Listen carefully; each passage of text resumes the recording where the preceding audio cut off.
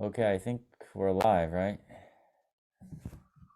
So my name We is Ned are indeed. Kellenberger. Yeah, I think we are. Uh, Pretty new to this whole thing. We're starting a podcast, which is exciting. Uh, this is you want to introduce yourself? Hi, my name is David Caplan. I am 23 years old and I am almost finished with my master's degree at the University of Michigan. Um, and I guess I'll just say a little bit about myself. I studied with Amir Aldan, cello performance, and before that, I studied at the University of Illinois with Dmitry Kozev and Daniel McDonough. Um, and both, all fantastic teachers. And before that, I grew up here in Skokie, Illinois, studied cello with the late, great Jonathan Pegues and Dr. Benjamin Whitcomb. And yeah, just living the musician's life. How about you, Ned? Wow, that was an amazing introduction. I'm not gonna say my age, but I'm a violinist, and I I think I look fairly young, but I think it's just the poor quality of camera I'm using. But I started playing the violin at age 6, and I think it was age 6 or 7, somewhere right around there. Wow, And I studied with the same teacher all the way until my undergraduate training in violin. Her name was wow, Chris Harnden, and of course she's an inspiration to me. She's the one that recommended I go to Wichita State, and I studied there with one of her friends named Nancy Luttrell, and really wonderful teacher. Then I switched to Alla Aronovskaya of the St. Petersburg String Quartet and had some wonderful experiences. She took us to Russia. We had a professional management with a chamber ensemble there, which was great experience as an undergrad. Then I went to University of Illinois, where I got a in Champaign-Urbana, where I got a master's and DMA in violin performance and literature, and that's where I met David. And I'm trying to remember like the circumstances of our meeting. All I know is that I like just knocked on your practice room, right? One night, or is that that's what right. you kind of? Yeah, I kind of have a habit of, or I had a habit of like kind of making a circuit around the practice room halls, just I get a little restless being in the practice rooms. So I would just, and everyone, I was pretty social, I would say, after about 9 p.m. at least, not usually before. Yeah, I think that's a great lesson, actually, to anybody in any field, but in music, I think particularly is that um, you really want to go out of your way to make connections. I recently took a class on arts fundraising, and this applies to anybody, but our instructor was talking about how if your boss says to come to you if you have a question or just to say hello, that 99% of people won't do that. But the 1% who does, you might think you're bothering that person, but people are actually very willing to help. And in that same way, people are very happy to talk and meet people. And I think that's a valuable lesson to all of us aspiring musicians to just get out there and meet as many people as you can and don't be shy. I think that's an excellent quality that you exhibited back then and still do now, I'm sure. I think that really takes people a long way. I try. I try. Okay, so I just thought because nobody like knows us. So I just thought we would just I don't know, I guess ask a few questions and just we'll kind of go from there. But in terms of just your musical background and stuff, was wondering and then I can answer maybe. But what are some of your, or if there's a one moment that sticks out as like something rewarding for a musical experience, and maybe even something that drew you to music in the first place? Yeah, that's a great question. For me, I started in the fourth grade, and I was somebody that was often picked on as a kid, and so by the time seventh grade rolled around, like in March, just kind of I had been itching to be good at something. I mean, my grades were pretty good. Okay, I was on the science team, um, but I really wanted to excel at Wh- something, and so for me, I decided to take lessons. It was something my family kind of struggled to afford, and so it was difficult to make that jump. But I was, of course, very thankful that we were able to do that. Um, and those lessons were always fun. I can't say I worked super hard in the first couple of years, but I think after joining my first youth orchestra, I started to take things more seriously, and that's when I really started to meet new people, which to me was extremely special. We have our alumni concert at Chicago Symphony Center in just a few days, as a matter of fact. Um, and as far as large breakthroughs, I mean, a couple come to mind. I think um, taking the gold medal at the fish-off competition as a senior in high school, the junior division. I think that was a really special moment. Um, but before that and after that came many failures, and I think those were even bigger breakthroughs potentially. We had uh, not placed in a few competitions before that, and of course, you have failures of all kinds in music, and of course, they're not actually failures, they're learning opportunities. But so I would describe all of those as my biggest breakthroughs. All those times I didn't win something, or I felt terrible about my playing, or things in that aspect, those were my biggest breakthroughs. Um, the times where you win something, I mean, that feels good for a little bit, and um, it's good for you, but you don't learn as much as you do when you fail, when you are down, I think. I'm sure you'd agree. Yeah, yeah, I've always admired how resilient you are. And that's, I think, I mean, like you said, you have to be. So it's, if you're not resilient, you're gonna quit music. I mean, you're gonna quit because it's one of those things. It's, well, it's really, every day when I practice, I, in my mind, I'm like, wow, this is really challenging. I feel it every day. There's always something to push yourself with. Uh, yeah, for me, the same question.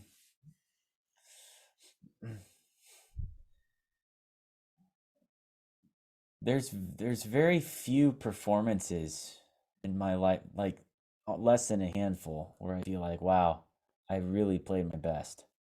And I really mean less than a handful. So of course, those, when that actually happens, it doesn't mean perfect, but I mean my, how I feel I really conveyed it properly. And when that happens, it's the most, I guess it keeps you going. You always remember those moments. So anyway, one of those was an audition I took. I was in 8th grade. For some reason this sticks in my mind. Like auditioning for youth symphony. And there's like a bunch of high schoolers, and it's, I felt I've never done youth symphony. So it was like terrifying. Like everything seemed bigger than me. And anyway, I just played perfect. It was the best audition of my life. And I just felt so, to this day, I'm very proud of this. I'm like, wow, I played so well.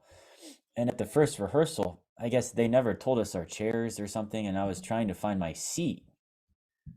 And so I was like looking at the back, uh, because I knew all these kids were older and probably like way better than I was.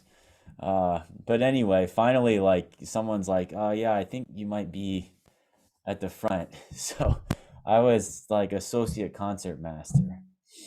And so I was sitting next to this like high schooler that was like I thought was like a rock star, and like so I was like, wow, this is crazy. I was like in the ring, you know, the ring that string players like the principals, and yeah. So anyway, That's incredible. that's my inspiring moment that keeps me going, and it also validated. That's right around that time where I was like, I'm good enough. I can, and I want to do this as a career. Like this is for me. I can never give this up. It's too important. I'm willing to do whatever it takes. So,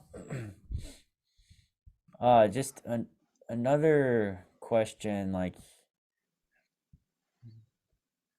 about like embarrassing moments. Like, do you have any moment where you were like kind of embarrassed with music or anything like that? Let me think here.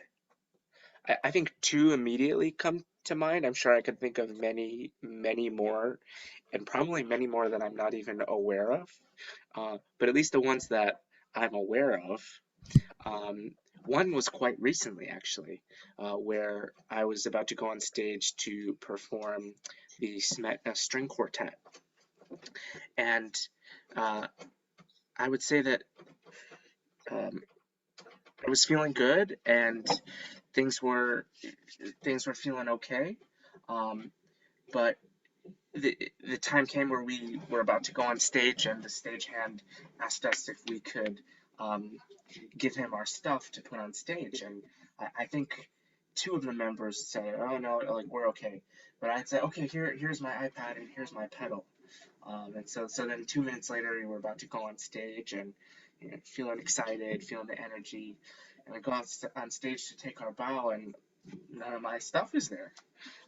So that was quite embarrassing. I had to bow and then go back off stage and get my stuff and come back, and that was quite embarrassing.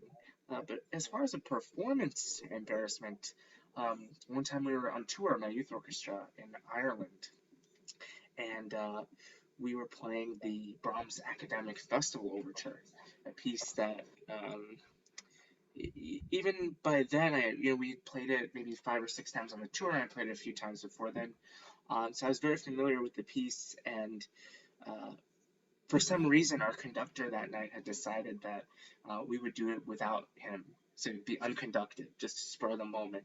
So okay, fine.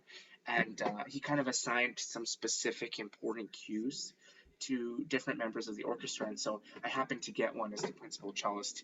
It was a spot, a really pivotal spot where I had to cue something that was important for the whole orchestra. But I had misheard him, and I thought he had said that I was to cue the bar before the bar that he actually wanted me to cue. And so we're Ooh, in the concert, ooh, and I cue the bar, ooh. and then everybody's looking around for the next bar, and I'm looking at the concertmaster thinking the concertmaster was supposed to give the cue. And so then just there was like an awkward moment of silence in the middle of Brahms' academic. And then eventually, I think the concertmaster cued. That was quite embarrassing. Um, but uh, yeah, I think that Yeah, those kind of things happen to all of us, and we have to learn how to roll with the punches and those kind of things. What about you? yeah. There's something about like a full when it happens with a full orchestra too. There, there's something of there's something about that that just it's so much worse. Like I don't know if it there's just more it's just a way bigger deal. I guess like in a string quartet you can just get away with more somehow. Like because people are so used to being more adaptable, and it's such a different setting. But embarrassing for me is like every performance I've ever done except for those five. So it's kind of hard to. I'm a one of the grumpiest performers. So after every, I mean, I'm not grumpy when I'm playing, but I mean, I need a little time afterwards to just. I always go and hide after I'm done playing, and then like just think over what I did wrong, and then I let it go. But until I've thought over everything, like if I've not gone through that process, I'm still like, uh, I feel the embarrassment until I'm able to go over everything. And I don't know. Maybe I'm a little OCD that way. But specifically, my my most embarrassing moment was when I was like 6. It was like I think my very first recital. And in our studio everyone like sat together and and then we all went up one by one to go play like our one or two pieces or whatever. And I was 6, I was very young, and I just remember I dropped my bow at a very bad time and the floor was like hard. It was I forget if it was, I don't know, not marble, but hard. So it really sounded loud and it boomed throughout the whole hall, like clack, clack. And I just remember my teacher turned around and she was really, seemed very angry. And she like grabbed my bow. And that's probably the most embarrassed I've ever been. But it always taught me to have respect. Ever since then, I've been like the most respectful. So I'm glad it happened at age 6 because performers deserve respect. They're up there giving everything. They're up there putting it all on the line every time, and uh, I think it's the least we can do to be respectful. So that's probably my memory. It's interesting you kind of tied things in a little bit, Ned, that um, I think that, in a moment of embarrassment for you, it wound up being a big breakthrough in a way. Um, and so we really learn from these moments that make us uncomfortable or embarrassed or angry or upset. I think that they are very, very important. And if we're not feeling those things on a regular basis, we're probably not doing something right.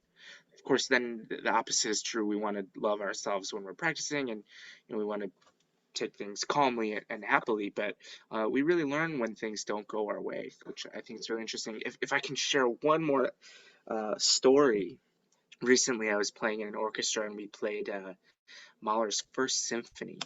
And it was towards the end of the first Mm. movement. There's some spot where the cellos have to switch between arco and pizzicato very quickly, a couple times. And one of the musicians, one of the cellists behind me, um, dropped their bow into the audience when transferring from arco to Ooh, pizzicato or pizzicato to arco, and you hear just this big ooh, clink of the bow falling 5 feet onto the seats. And then luckily the next part was very loud, so um, it required a little bit of audience participation for someone to get up and hand this person their bow back. And that I think that taught all of us a lesson as well. But um, yeah, they can be kind of funny, but at the same time, we really learn a lot from these kind of things. well, dropping your bow is never funny. It's funny. Like the only thing I'm thinking about is like, man, I hope that bow is okay. Like that's there's like this collective when that happens. Like as string players, like if someone drops their bow, like everyone's like, because that's like our greatest fear is breaking our stuff. I mean, I've done it twice. I've broken 2 bows, really, really high end bows, and it's just your biggest fear. And so when that happens, there's like this. What just so the orchestra kind of has to recover too. It's like a yeah, it's the audience, the orchestra. But yeah, I was wondering, do you have any like favorite composers? Or it's been a while since I've that we've talked about this, I feel like. So I'm kind of curious. Maybe Uh, right now, what are you kind of yeah, I think it is always changing. Um, and so for me lately, Mahler. and certainly always Beethoven, I think. Um, those for me are just the two pinnacles of the orchestral lexicon, if I can say. I think that um, it's just unbelievable the things that they achieved in their music. Um, and Beethoven, of course, for chamber music as well, which is my great love and passion is chamber music. But so I would say Mahler and Beethoven. Um, I'll also throw in Janacek. I think Janacek has a really, really Ooh. cool musical language. Um, and Yeah, I could say like every composer. I mean, if you want to hear a new composer, I would suggest Jessie Montgomery. I think she writes excellent, very, very pleasing. I mean, as she describes her music, it's like a meeting ground for all cultures to come together musically. And her music sure sounds like that. You hear African American, you hear Latin, you hear folk, you hear did I say Latin American? I mean, it just everything comes together in such a great. It's amazing. Uh, and if I can tie repertoire into that, I would say that lately I've been listening to a lot of Mahler 3, which is a little bit less well known as some of his other symphonies. Um, just a titan of a piece. No pun intended to Titan Symphony. Yeah. Uh, and then I'll also throw in there Beethoven 127, which is kind of the big welcome to the Mm. late Beethoven quartets. Unbelievable music. What about yourself? Ooh. Well, lately I've been into Mendelssohn, so Felix Mendelssohn, also Fanny Hensel, his sister. So I've just been kind of looking into their music, and always pleasantly surprised by what I hear.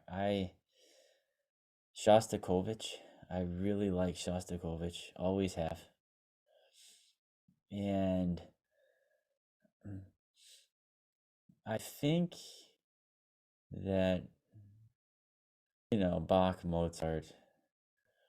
I probably like Mozart's symphonies the most, actually. That might surprise you. As from like 34 on. And their symphonies I never really listened to much. And I never appreciated them till I played them. And then I started to realize like when you play them it's just a different perspective, as musicians. It's like you grow up hearing this stuff, but then when you play it in orchestra, it's like totally different. Sometimes you're like, wow, this is like totally different. I had no idea that this was actually going on and this and this. So, yeah, I really gravitate toward Mozart. Mozart and Mendelssohn. I think Mendelssohn's symphonies are underrated. So, I love the Scottish Symphony. Me too. It may be my favorite. It may be my favorite symphony. I when it's played well, and I just heard it. That so it's fresh because I was just in Tokyo, and I heard NHK play it, and wow, that is quite the orchestra. And anyway, very impressed. So that's like in my blood, and I'm dreaming this piece. Yeah. Wow. That's incredible, and I. We definitely should talk about that later. Favorite performances, you can talk about that. Unfortunately, Mendelssohn and Mozart are kind of on my naughty list this month. Learning orchestral excerpts, the Mendelssohn Scherzo and Mozart Hafner Symphony last movement are just fiendishly difficult. But I definitely sympathize with your love for the Scottish Symphony and the Mozart Symphonies. They're all incredible.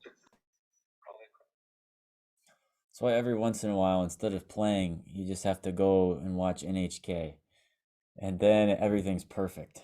And then you don't have that stress. You can just enjoy like the virtuosity of these sections that are perfect front to back. You're like, whoa. Ah. It's like Mozart probably never heard it played that well. You know, that's the crazy thing. It's like, I mean, I don't know. Maybe I'm wrong there, but I just think, man, the level is insane of these musicians and the competition and the uh for these jobs. And anyway, yeah, I'm trying to think. Uh Probably should wrap it up here soon, but do you have any, how about like just between us? I'm trying to think. Like, obviously we're friends, but I'm not sure we ever talked about, I don't know, our history. Do we kind of have a history? For how long has it been? 6 years? 5? Well, yeah, it's been about 6 years now. Yeah. Okay. Yeah, and I met you when I first met you, like you were like fresh out of high school.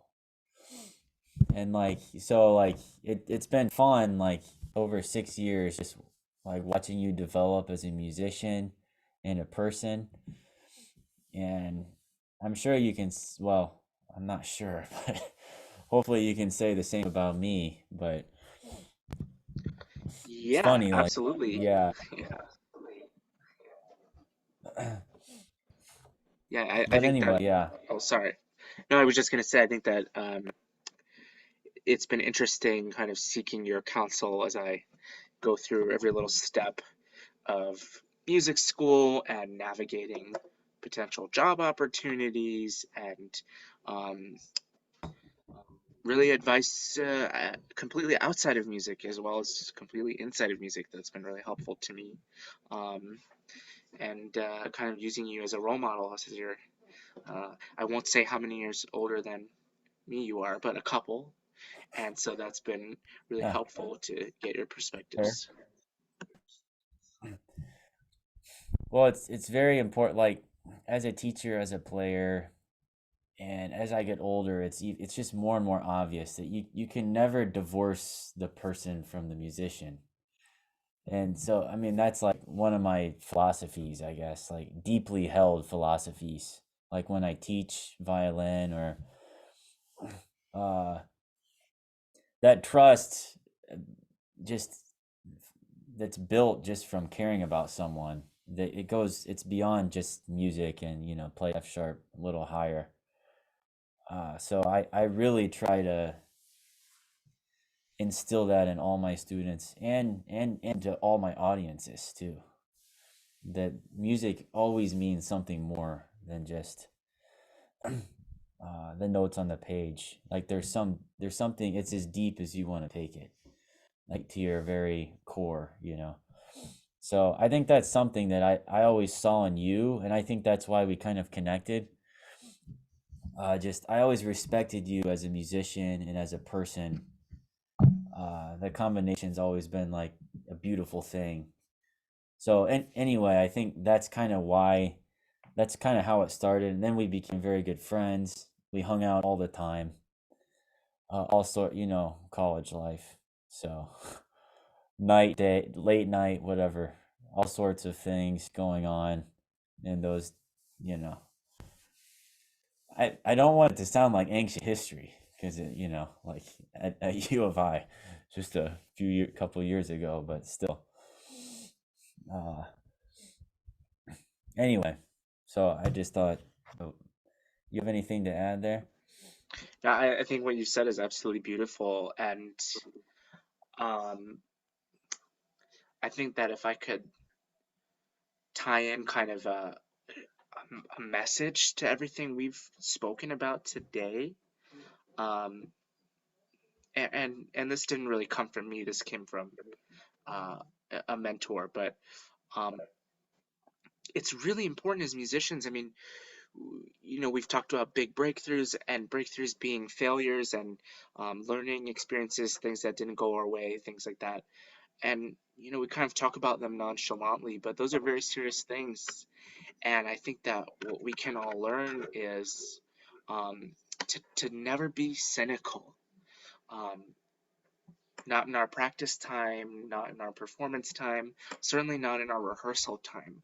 I think that people, us as musicians, we can get really cynical and annoyed easily and kind of angry. But I think always with ourselves and whenever we're um, collaborating with others, we always have to put on a positive attitude, even if we're upset about something, because the second some negativity starts to creep in, um, it starts to kill the music, and we do this because of the music, right? We're servants to the music, so we shouldn't be those people that get cynical in rehearsal. And we've all kind of played in gig orchestras, and we know those people that kind of talk smack about the conductor behind their back, or are annoyed that they have to play a passage, or it goes on and on, and then we end up becoming Oh that. yeah. Oh So I yeah. think it's, in face of all of these um, negative breakthroughs, so to speak, we always have to try to remember why we're doing this, and to just keep the positivity, because that's infectious, as is the negativity, and we want to make it positive for everybody. So just keep calm, and remember why we do this. And I'm sure you would completely agree. Oh yeah. Yeah. And I've been guilty of, you know, complaining and this kind of thing. I mean, nobody's perfect, but uh, I always had this weird. In every orchestra, there's always people that seem to bond over like negative things. And if you're only like friends with someone and hanging out because you like to complain about the same things with them, I'm not sure. Maybe you should rethink what you're about. So anyway, so this is just kind of a get to know. Hopefully, get to know us a little bit, me and David. And going forward, we kind of thought this podcast, and it's. I don't think either of us is like super rigid. I think it'll evolve as it goes along. But we're very interested in a few things. Like we're interested in helping the next generation always. So how to succeed and how to become a better musician, how even as detailed as how to play in tune, how to just giving practical advice. We're very interested in this. And we're also interested in bigger picture things. Like today, mostly bigger picture things. Uh, but in the grand scheme of things, those things matter the most. And then you build on the foundation of this love for music and positivity. And then that's how ultimately you succeed. But also we're interested in going through different pieces and going through different performers and different interpretations of music. So we'll also do some of that going forward. Do you have anything to add? Maybe something I've missed? No, I think that's great, and I kind of love this opportunity, not only to um, talk to others and help others and kind of explore topics, but I think it's also great for us, to kind of say these things out loud. And um, I think that it serves as great reminders for us. Um, and that's kind of, uh, I mean that in a lot of ways, reminders on how to be, a great, thoughtful musician, or reminders why we love what we do, things like that. So um, I think it's going to be very interesting going forward, and I think we both have very interesting ideas and perspectives, and um, yeah, I think this is going to be a great opportunity. Yeah, okay. Well, sounds good. So I guess we'll just go ahead and sign off now. So until next time, this is Ned and David, and nice to meet you all. Can subscribe. I don't know. They do this. Is that what they something like this? And then but that means you have to like edit and stuff. So I'm not sure that'll happen, but there's a button somewhere. Technology's and not our strong suit. you can you can comment and that sort of thing. We love, input and stuff. And if you have something you want us to talk about, any questions, you know, we're both we both have, you know, we've both seen a lot for our ages. I'm not gonna say we're like old like that. We've really seen a lot, but I've traveled quite a bit around the world musically, and David has been all over the top festivals. Um, top, he's top musician. So, okay, all right, we'll go ahead and Take sign care. out. Ciao, ciao.